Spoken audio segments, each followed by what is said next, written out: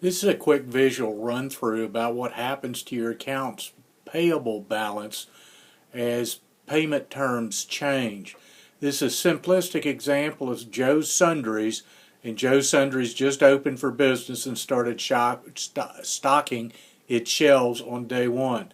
They purchase $2,000 every day and they restock $2,000 every day.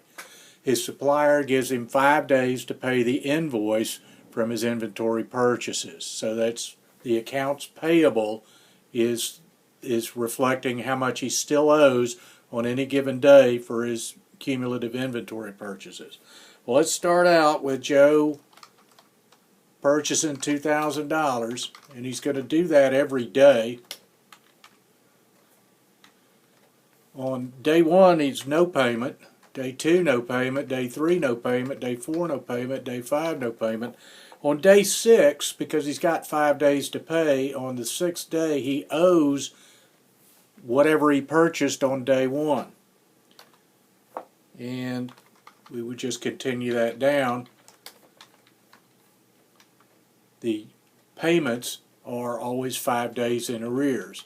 If we do cumulative purchases, that's just how much he's purchased over time. Through day 11, he's purchased $22,000. He's only paid $12,000 of the invoice amounts.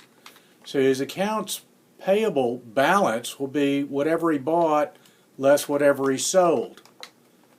And therefore, by the time we get up here to day 6, his accounts payable on the first day is $2,000. On the second day, he owes 2 days' worth.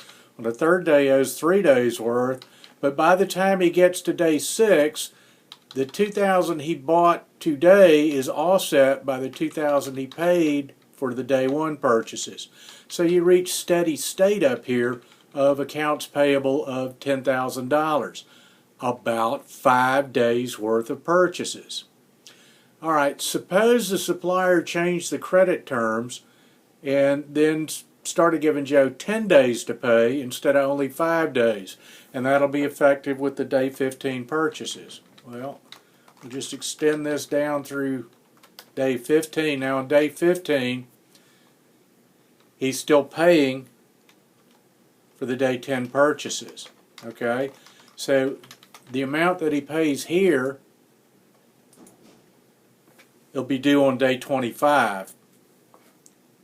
But the amount he bought here is due on day 16, 17, 18, 19, and so forth. All right, so extend this a little bit.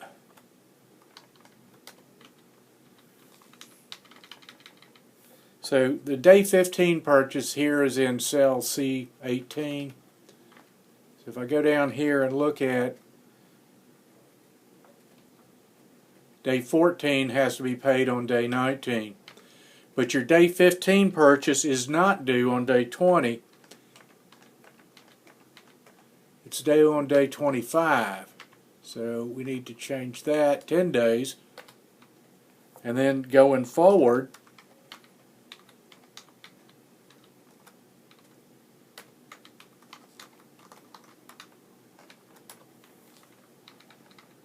now you're paying, instead of paying the 5 day ago invoice like we were doing up here on day 19, I'm paying the day 14 invoice.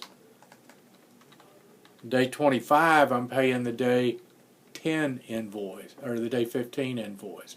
So 10 days, same as cash. What happens is the accounts payable balance marches up from $10,000 or 5 days worth of purchases